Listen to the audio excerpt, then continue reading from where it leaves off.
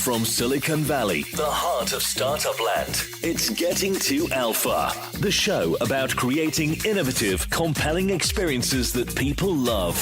And now, here's your host, game designer, entrepreneur, and startup coach, Amy Jo Kim. I've admired Cindy Au for years, watching her as the former VP of Kickstarter manage that fast-growing and highly influential crowdfunding community and balance the different needs of campaigners and funders. That's no small feat. Recently, I got to know Cindy better, and I just love her insights and stories about how she grew Kickstarter along with her team into a global powerhouse.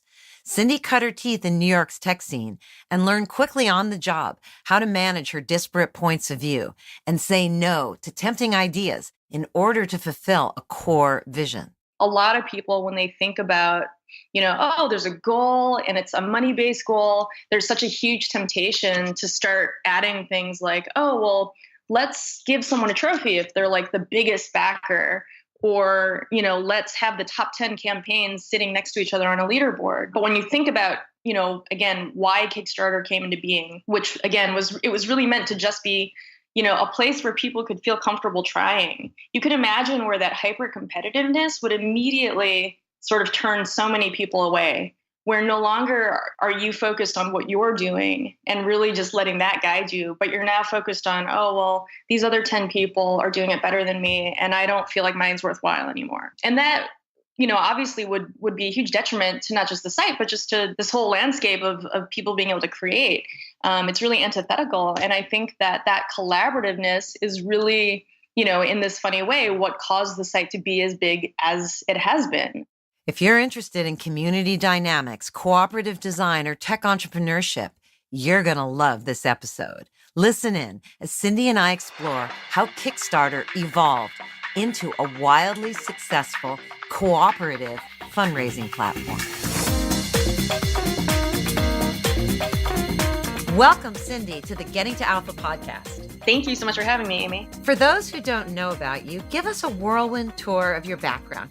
How did you first get started in design and tech? And then how did you decide what to pursue along the way? So my route to design and tech was definitely not direct by any means. Before I kind of got my start at Kickstarter, I had been in graduate school getting my PhD in English. And my intention, which is the intention of most people getting PhDs in English, is to become a university professor. But I would say, towards the end of my degree program, I was really feeling in some ways a bit burnt out in academia. And as much as I love teaching, I kind of felt like, in my 8 years pursuing that degree, I had also been a teacher for 8 years. So I had done the job and I enjoyed it, but I really was kind of itching to try something new and to be somewhere new. I kind of made this somewhat rash decision to just move to New York without a plan. I happened to kind of arrive right around when a lot of some of these early New York startups were starting to take off. So Tumblr was one of the big ones on the scene. Meetup had already become successful, Etsy, obviously. And then Kickstarter, which launched in 2009, had sort of just started to, find its legs when I applied for a community role there. And the job that I applied for was very open-ended. It was literally just, we need someone who can come and work with our users, talk to people, get people excited, help us market what we're doing, and find more people to use Kickstarter. So when I got there, open-ended job description and also very open-ended in terms of what I was doing. So the job description did not lie. In those early days, we really were kind of responsible for just everything that needed to get done as it related to people trying to use Kickstarter. So that was kind of, my first foothold inside this world of design and tech and product. And it was a really, just what an amazing sort of front seat to have in terms of, what was happening in tech at the time, specifically with these platforms that were growing because of the way that communities really needed something. In the case of Kickstarter, to sort of fundraise for stuff that really just hadn't previously had an opportunity to raise money. That was just really cool. And it was, definitely kind of like getting another degree, except this time in design, tech, and product, which unexpected, but a really great experience. So was Kickstarter actually your first job in tech? It was technically my first job in tech. So something that I actually did a little bit of while I was still in graduate school was I worked part-time for another New York startup called Outside In. And they were sort of part of a small group of companies that were trying to really capitalize on localized news. And so I happened to know a few people in there, and they needed someone to kind of help curate and do some editing. So I worked remotely and part-time on that while I was still in graduate school. So certainly not really getting the full startup experience since I was remote. But that was one of the things that kind of, I think, helped my background stand out amongst other people applying for jobs at Kickstarter, where it was like, oh, this person actually has some previous startup experience. So that definitely made a big difference. That's really interesting. You've talked with me before about what it was like to be at the table during those early years of Kickstarter when decisions were getting made about how to manage the community, what to say yes to, what to say no to. What did you learn from that about balancing vision and iteration and the needs of your community, which is such a tricky balancing act? As someone working to represent and advocate for community, it was definitely always sort of this tension between, what are we hearing that users really want? And then, how does that sort of jive with what the vision of the company is? And how does that sort of work in terms of, the company's desire to grow sustainably and smartly? And those are things that I think were kind of a part of every single conversation and decision that we made around any kind of product or policy change. I mean, I would say that certainly from the outside, people were expecting, Kickstarter to just unlock everything and grow and do whatever it took to kind of become the biggest, craziest crowdfunding platform. And that really was not at all, and never has been, the goal of the company. The mission of Kickstarter was always to just enable more creativity and more things to be made, and for more people to sort of try and put something out into the world. And so from there, I think there's pressure from the outside for Kickstarter to sort of, incubate the biggest campaigns in the world, or the most, notable or most famous. And you can sort of see where those sorts of incentives start to really detract from the core mission and can become a real challenge. And one of the things that we realized is that the more these really big campaigns came onto the site, the more it sort of altered people's fundamental perception of what Kickstarter is and who it's for. And from the very, foundations of the company, the founders and, the early team and all of us really wanted Kickstarter to always remain a very accessible, open tool that anyone could feel comfortable approaching, and not feeling like, oh, I have to have like a deep resume of vast experience before I'm ready for Kickstarter, or I have to be famous before I can use Kickstarter. Those were things that we never ever wanted to be true. With a lot of the policy and product decisions we made, we really kept on thinking about that original user type, the person who's maybe making something for the first time or maybe the 10th time, but they're kind of in that sort of amateur professional zone. And that's, why Kickstarter can be so powerful for that person, because it's kind of their first opportunity to really go through the experience of mapping it all out and doing, the equivalent of almost a launch. Except it's launching an idea or a project instead of having to go all the way and investing your whole life into launching the company or launching, doing a full product launch. So letting people really use the site as a testing ground for ideas. That's so interesting. So what did you learn from that, from watching that and being an integral part of that decision-making process? What did you take from that you're now applying to what you're doing? I feel like based on those experiences, I definitely have learned sort of the importance of really holding to the vision and letting that sort of guide you, because there's always going to be these temptations to be like, oh yeah, the community wants this, or like our investors are wanting that, or, all these people are suggesting we do this thing, which would obviously just create so many new opportunities. But I think the downside of letting all those different voices kind of start to, erode at some of that core vision is that you start to sort of lose what might be special about the thing that you're making. And, don't get me wrong, there were definitely moments where I'm like, man, I wish we would do this, or I wish we would, make more things or try more different areas for projects. But at the same time, I feel like the company was successful and continues to be successful because it really stuck to that original vision. And so, in many ways, as I'm starting to work on my own things, I'm seeing that same kind of phenomena of so many different directions that one could be pulled in. That might seem appealing and interesting or provide more opportunity. But at the end of the day, it's best to sort of have those couple of core things that are part of your vision and just let that sort of reassure you. It's like, it's okay. You don't have to do everything. And it's okay for something to kind of grow at a natural, organic rate. I think that's something that I really appreciated about Kickstarter, is that we never ever tried to juice our growth, and we never tried to do things that would sort of falsely create, like a graph that goes up and to the right. It was really about trusting that the original model was something that people really needed and got genuine value from, and letting that sort of guide our decisions. And yet, Kickstarter did go up and to the right and continues to go up and to the right. It's just in this more organic way, as you're pointing out. So one of the things that fascinates me about Kickstarter is how much of the platform is designed to resemble a cooperative game. You don't have lots of leaderboards. You have spotlights, that change, that just shine the spotlight on excellence. And, the campaigns are structured as a go, no go, win, lose situation, which is not true on all crowdfunding platforms. And it really feels like you're becoming part of something bigger than yourself when you join a campaign. So how did you think about that with the team?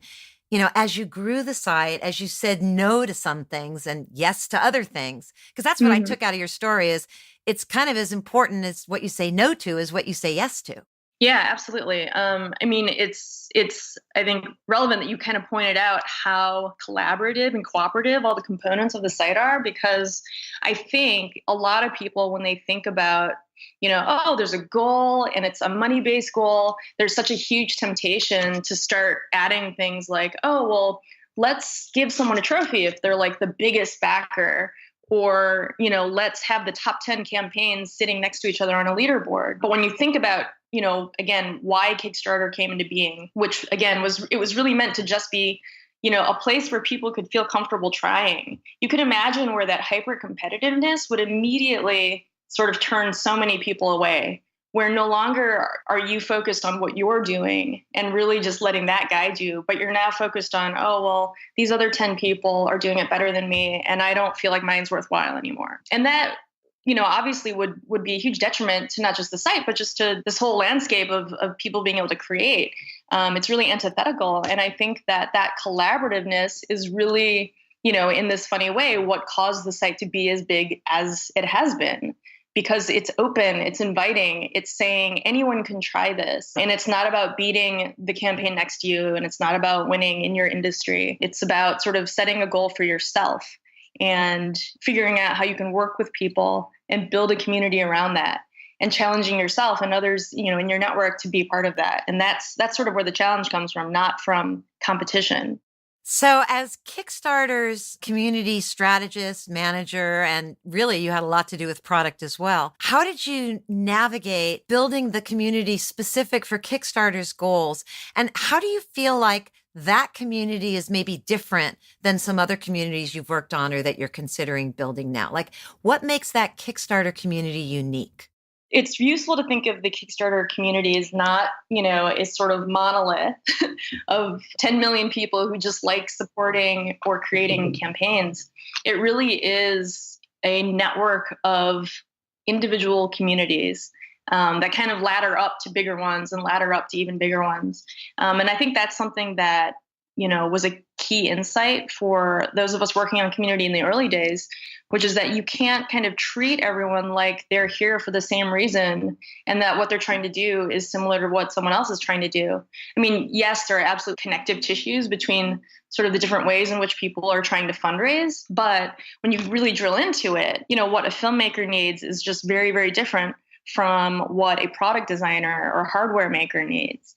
And so we worked really hard to really understand those nuances within different communities, within these sort of micro communities that would sort of arise inside of Kickstarter. And that I think was super important because, as we thought about how do we work with the different communities that we have, how do we grow them, it was really about saying, hey, we don't just have people here who make games, for example. We hire people who make games to help us grow the gaming community because we know how important it is for, someone who's coming to Kickstarter and trying to make a video game or a tabletop game for the first time, to have someone who really understands what they're going through. As much as I feel like it's become almost cliche for companies to say that like they value empathy as a core value, that we really did. And I felt like that was huge. We spent a lot of time thinking through what are the hardest parts about doing Kickstarter. To answer that question, you really start to get into all the reasons why people might not. And we did quite a bit of research into why someone might not use Kickstarter.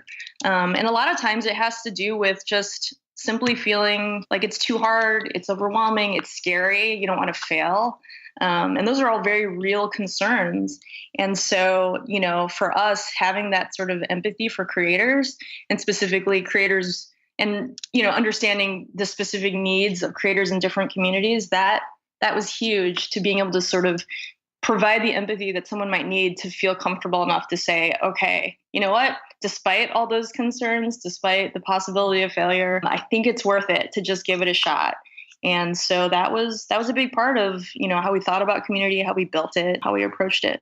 And not every community has that much skin in the game to play. Mm-hmm. It really strikes me that that's a community management strategy when you're dealing with people who've got some skin in the game, who are putting themselves out there, who could win big, but could also lose something, like lose face. Yeah, exactly. When you work with other teams, because now, you're practically a seasoned veteran of tech companies and you're doing your own startup, which we'll get into in a moment. When you give advice to other first-time designers, first-time entrepreneurs that come to you for advice, or you meet them and they talk about what they're doing, what are some of the most common mistakes that you see these product owners making in the early stages of bringing their idea to life?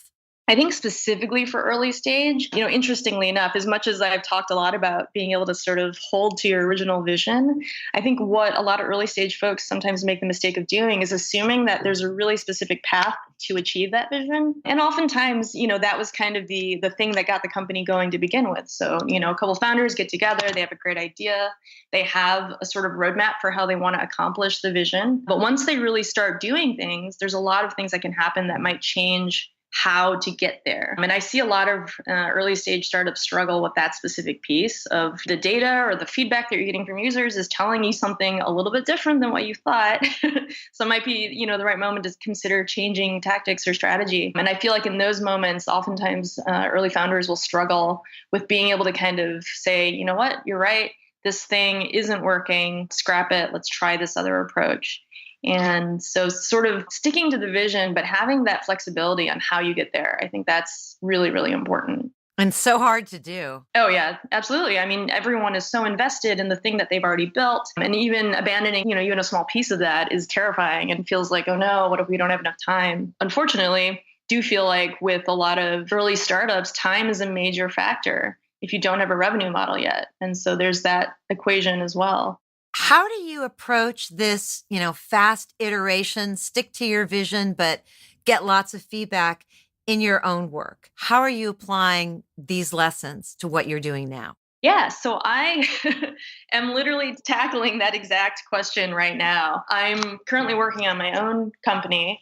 And, in a nutshell, I'm trying to build a new kind of online rug company, which borrows some approaches from certainly Warby Parker or Casper. That's kind of sort of the very big version of what I could potentially be building. But certainly while doing this, I know that and I'm just working on this alone right now, I know that I personally right now am not going to be able to simply go and sort of launch the Casper of rugs, on a 12-month timeline or something. And part of it is because I'm not trying to raise money. I want to do this on my own. And so in order to sort of validate, how this might work, whether this will work, it really requires me to kind of strip down the really, really big possibility into the smallest possible version that I can then test and make sure that some of my hypotheses and the research that I've been doing and my assumptions about what experience people really want, so I can test and validate, is that even true?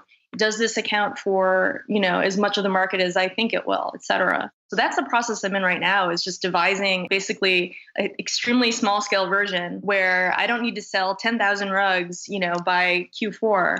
I only need to sell 100 to discover pretty much everything that I need to know about how people want to purchase a rug, what that delivery experience should look like, what kind of feedback and what kind of, I guess, aha moments that they can have throughout that. So those are all the sort of different components that I want to test and really constrain everything. So like I said, limit the amount of product I make, limit even geography if need be, because one can certainly extrapolate, if I only sell rugs within an urban area, I can at least extrapolate that other urban dwellers will be similarly minded before I kind of go crazy and say like, oh, nationwide, I can do all these different things. That's just simply not the case. So I am in the process of really whittling down things to like an absolute MVP. Wow. It's never easy, is it? No. Wow. So you're putting together that blend of a strong vision and then figuring out how to get some smart feedback on that vision. In that process, how are you thinking about who you want to listen to and who you want to ignore? How are you going to identify the right people to get feedback from on your earliest versions of this idea?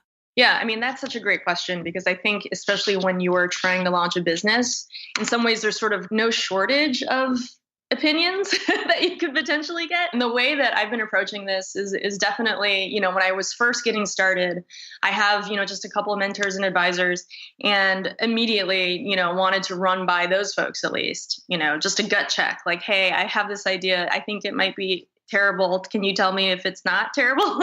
And, so I feel like you always kind of have that circle of folks that you do your gut check with. But beyond that, for me, in terms of this project, I really felt like, as much as I feel really good about understanding how to design like a great user experience and customer experience, there's pretty much every other component of this business that I am certainly not an expert in by any means.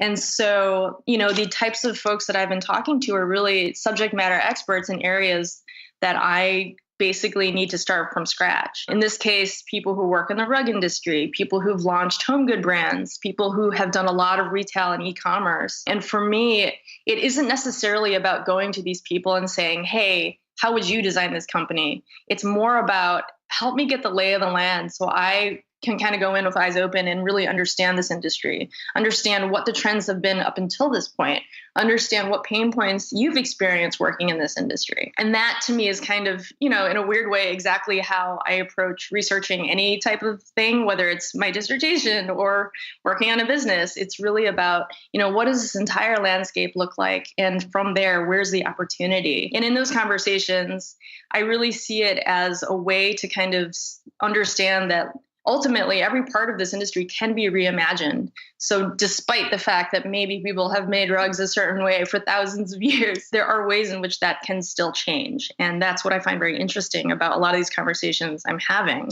Notably, I would say I'm actually not talking to any investors for the most part. And part of that is because I really want to stay focused on figuring out the business as, something very simple with a real revenue model that isn't sort of reliant on investment to make it go. And so, my hope is that, by kind of constraining my conversations to really just people who work in this business, I can hopefully establish a model that is just makes good business sense and not yet sort of introduce some of the complications that might happen when you suddenly get funding. That's so interesting. I've had 5 or 6 entrepreneurs in the last month say exactly that to me. I feel like there's a trend, particularly serial entrepreneurs. They're building businesses that aren't reliant on funding, and often they've done a funded business in the past. Why do you feel that way right now? Why are you not going after the brass ring of funding? Honestly, I will say that like a lot of it really comes from having both the experience of being at Kickstarter, which, was a company with a very strong revenue model, raised some money, but not much in the grand scheme of things. And as a result, was able to remain pretty much completely independent, founder controlled, and really stick to its guns regarding, what we wanted to do and what we thought was important. Things that if investors had been at the table and in control of those conversations may not have actually happened. And so, that was kind of a formative experience for me. Since then, I've been consulted for and advised for other types of companies that do have a lot of investor input. And I'm not saying that that's a bad thing, but it definitely changes the conversation and it changes sort of the set of things that you're able to do. And again, one of those factors is definitely time constraints, that ultimately, in my opinion, can be really detrimental to someone's decision-making process. If you need to, show certain types of growth and results within, a month, 3 months, what have you, ultimately, I feel like a lot of decisions get made that don't really make sense in the long term. And, I'm like, I don't want to commit to a business that I think is just going to flame out quickly, like go really big and just explode after a year or two. I really want to do something that I can do for a long time, that I can grow into, that I can hopefully eventually hire some people to help me with. I'm thinking very long term, quite frankly. So you're thinking like a real business person.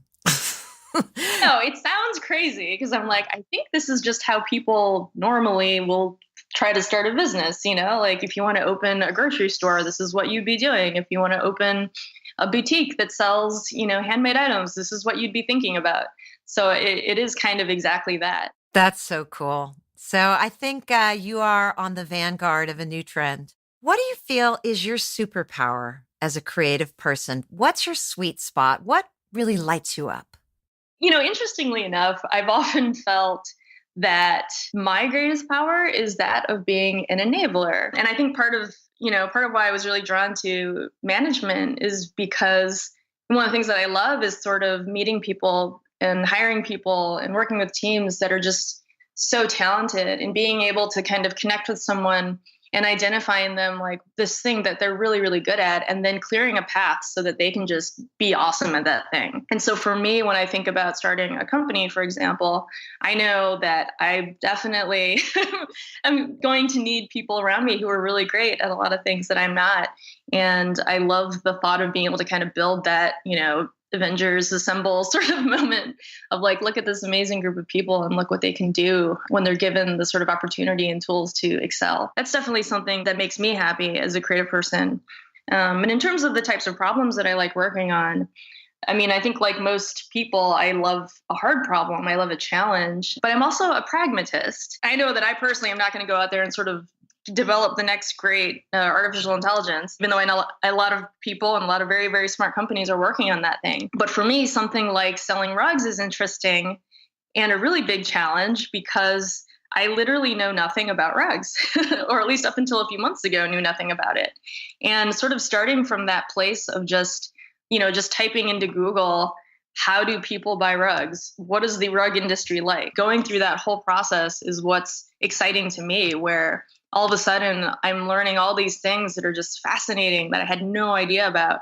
And sort of from there being able to kind of start to see, all right, well, where's my place inside of all of this? And how could I do something that could be interesting and unique and make a difference? So really any project that really challenges me to have to kind of go out there and just get my hands dirty and learn a lot, that tends to be, my happy spot. You're a learning junkie. Yeah. Me too. I can totally relate. What are you seeing that's new and exciting to you in tech and design? You talked to us about learning about the opportunity landscape of the rug industry, which is awesome. What else is on your radar? Whose work are you following? What's interesting to you that's going on? I will say, I think because of the amount of research that I've been doing on basically just home goods in general, I've become utterly fascinated by sort of this trend of things being unbundled from the sort of mega hold that large corporations have on commerce. Obviously, Casper is a really big one in that. And even, the furniture startups like Article. I met a woman who's launching a furniture company with a very similar story, actually, where she had no background in making furniture, but she, as a consumer, had a really hard time picking out and finding things that kind of both were high quality in her price range and also had good design. And so she just decided to build a furniture company herself. And, she's, I think, going to be launching in March. And that story was just incredibly inspiring to me. Because she came from a marketing background. I think she had worked at Birchbox, that sort of thing. The fact that an individual can simply, as a consumer, identify a problem and then really starting from scratch, build an entire company around that, I think is amazing. I've done some consulting for a food startup called FoodWorks. And, in that experience, there's a very, very similar thing happening in food, which I think is fascinating, where you're starting to see sort of the unbundling of the grocery aisle. And, if you grocery shop, you're probably familiar with what's happening there, where no longer are dominant brands like Dannon or Campbell's taking up all the shelf space. You're starting to see new brands that are emerging. And a lot of those brands started from very, very small outfits. And I think that's just wild and awesome that in the same way that, someone goes to the grocery store and they're like, I can't find yogurt that isn't, just covered in sugar, and then go off and launch Siggi's, right? I think that's really cool that these things are happening right now in all these different areas. Wow. That is really interesting. It seems related to the unbundling that's going on in other areas. It's a very common trend, just the sort of micro. It reminds me of what's going on in Kickstarter, which is kind of the unbundling of financing. Yeah. With these little micro communities growing up around it and then growing into larger things. So where's your focus these days? What's coming up on the horizon for you that you're excited about? Well, I would say that right now, my brain is pretty much split between working on the rug business, but also sort of remaining open to, what's happening out there, what interesting opportunities might arise for me professionally. Something that I think a lot about is that I have this very deep experience now working with startups, but ironically, I don't have deep experience working with, established companies. And that's something that I think a lot about is just, how does an organization of 1,000 people work? How does an organization of 10,000 people work? So those are some of the experiences that I think a lot about, trying to add to the collection for me in the next year or so, while I'm also trying to start my own company.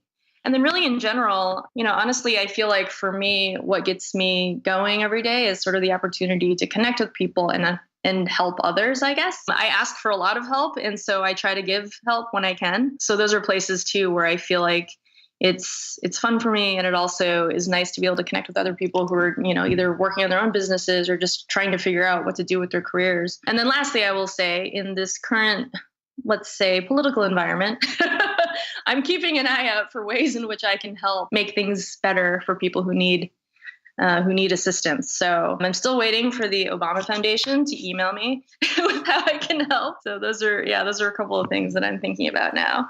Yeah, I can relate. I am looking for ways to help. And I'm finding that a lot of the people that are really making a difference right now seem to be female.